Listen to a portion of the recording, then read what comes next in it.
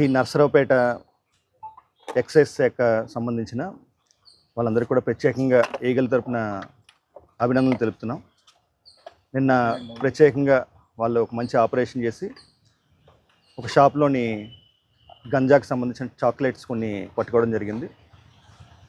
ఈ గంజా సంబంధించి చాక్లెట్స్ సంబంధించి విషయాలు తెలుసుకోవడం కోసం నేను నర్సరావుపేటకి రావడం జరిగింది.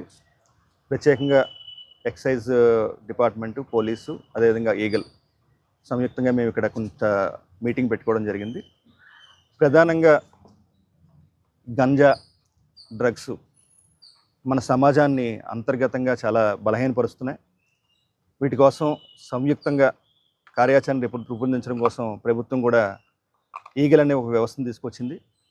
మేము అందరినీ కూడా ప్రత్యేకంగా అప్పీల్ చేస్తున్నాం. 1972 టోల్ ఫ్రీ నెంబరు 1972. ఎక్కడైనా సరే ఇటువంటి చాక్లెట్లు కానీ, గంజా కానీ, డ్రగ్స్ కానీ, ఎటువంటి మాదక ద్రవ్యాలు విక్రయాలు జరుగుతున్నా, సరఫరా జరుగుతున్నా, కన్జ్యూమ్ చేస్తున్నా అంటే వాడుతున్నా కూడా ఈ నెంబర్కి కాల్ చేయాల్సిందిగా ప్రత్యేకంగా కోరుతున్నాం. అదేవిధంగా వీటి మీద కూడా ప్రత్యేకంగా సంయుక్తంగా మాట్లాడుకుని ఎట్లా దీని మీద ముందుకు పోవాలో ఆలోచిస్తున్నాం.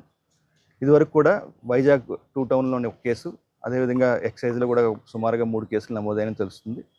వేరే చోట్ల కూడా ఇటువంటి పరిస్థితులు ఉంటే ఇంకా మాకు తెలియజేయాల్సిందిగా ప్రజలందరినీ కూడా ప్రత్యేకంగా విజ్ఞప్తి చేస్తాం.